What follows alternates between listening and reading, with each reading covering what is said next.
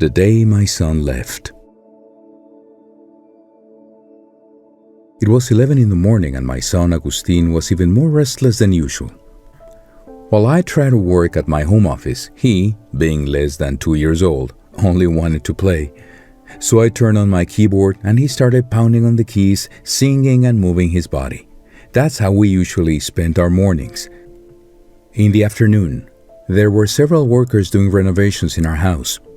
I went out for a while in my pickup truck to buy some tools they had asked me, and when I was going back, somebody suddenly came out on a bike from the garage of a sports club. It was a young man from my town whose son had been run over by a car a couple years before. I didn't see him, and I nearly ran him over myself. I slammed on the brakes. We got startled, we looked at each other, and I asked him if he was all right. He apologized for going out carelessly, and we went our separate ways. My heart was still beating hard from the shock, and I couldn't help but remember the tragic day when he lost his son. In our town, we all know each other, and that tragedy had a huge impact on us. As I was going back home, I wondered how he had managed to endure so much grief and be able to go on with his life. A few minutes later, in an accident that can't be explained, life would show me what it felt like. Our son Agustin would die. All the 5 members of our family were home when it happened. My wife, Guadalupe, and I got on the pickup truck and left at full speed to take our son to the hospital with the hope they could still save his life. On the way there, I asked God not to test me with the loss of my son, while my wife, completely devastated, rode on the back with Agustin in her arms. I had never heard such desperate cries as the one she gave for our son. When we arrived at the hospital, the doctors confirmed what we didn't want to accept. Agustin was gone. It's impossible to forget every single detail of that day. A large number of people from town were at the hospital's doors, showing their support in our suffering. By the time we went home, more than 24 hours had passed since we left to say our goodbyes to the remains of our son. I entered my office and saw that the keyboard was still on, and the chair my son had been using was near it so he could reach it.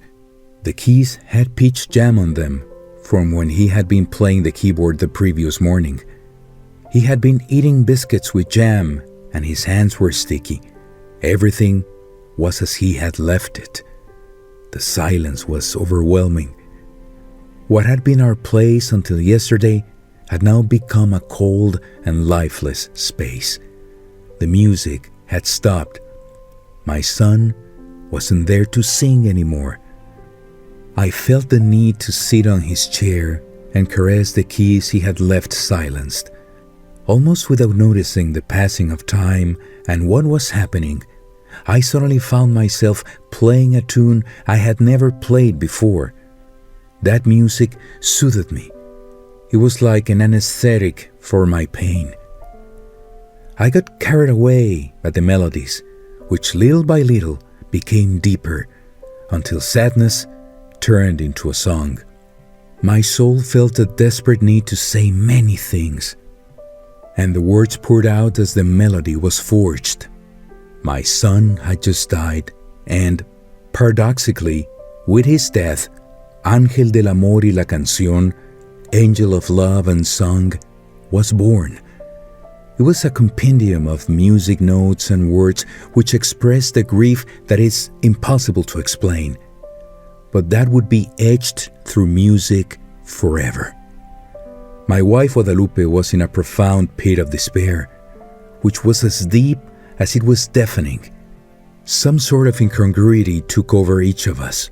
She was near mute and quiet, and I wrote, watched videos of our son, and sang to him in the hope that he could hear me. We were completely disconnected as a couple. We tried talking, but it was impossible to maintain a conversation.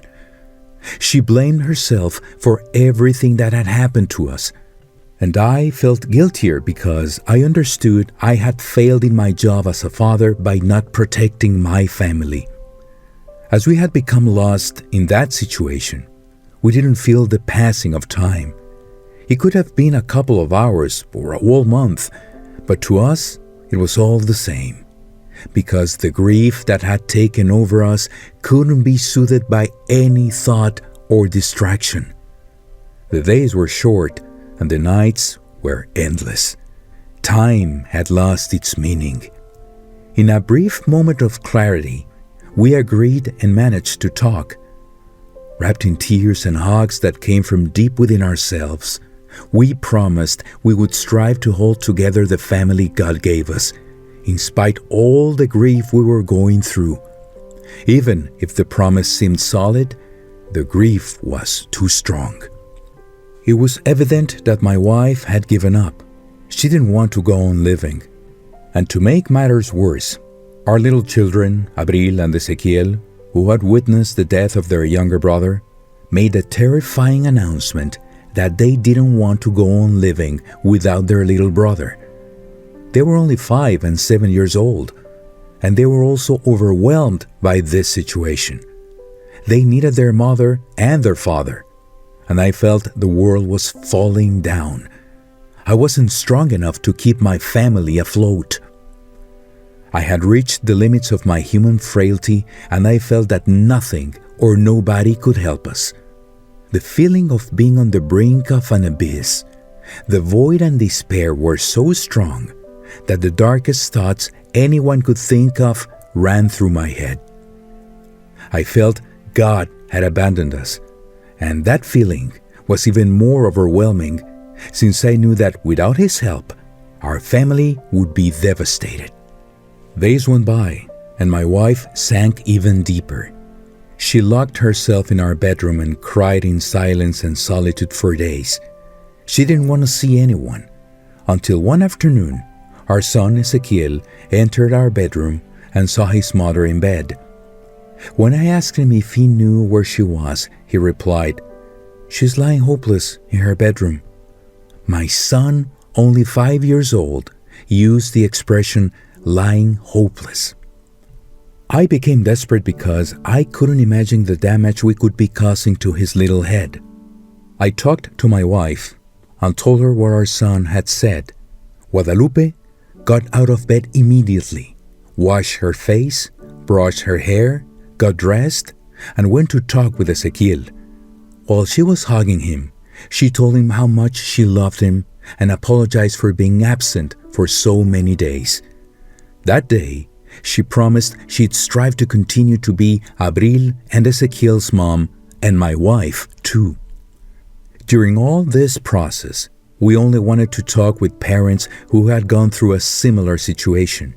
Hundreds of people would come to our house, friends, relatives, acquaintances we knew from life, and all of them would hug us, trying to comfort us in our grief. Yet none of them could bring us any consolation with words because none of them knew the magnitude of that pain. None of them had experienced it. Guilt was growing and slowly taking over our lives. My wife and I started to argue because we couldn't bear to see each other suffering. Everything in our life was becoming dark. Everything we had built was falling apart. One day I found, among a complete mess, some boxes with sleeping pills. Faced with the situation we were going through and watching her behavior, I feared my wife might take her life. So we sat down and talked.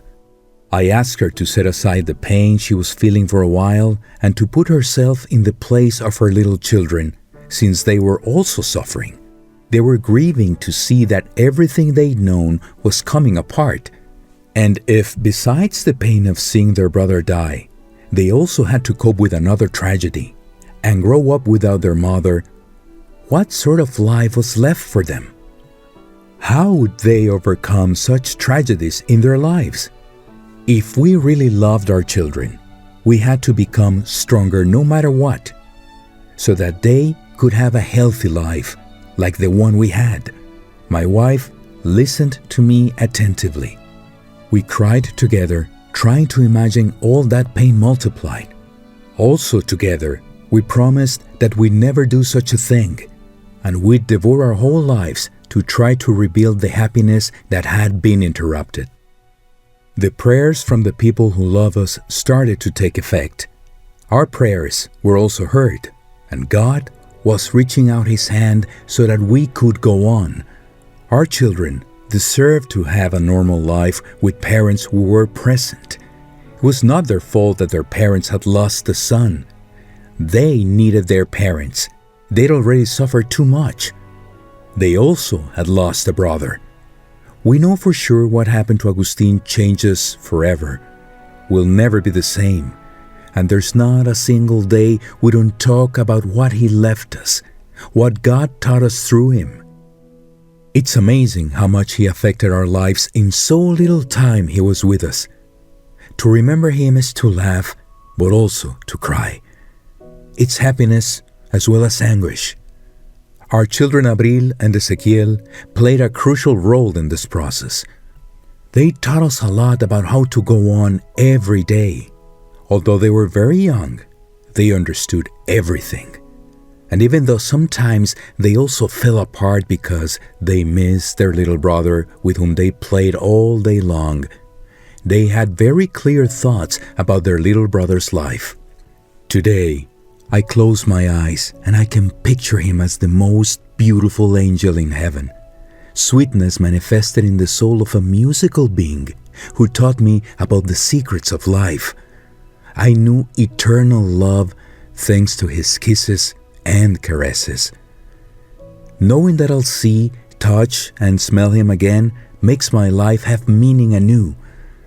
I hear him in my thoughts and in my memories. The melody of his voice sounds in my heart every time I think of him.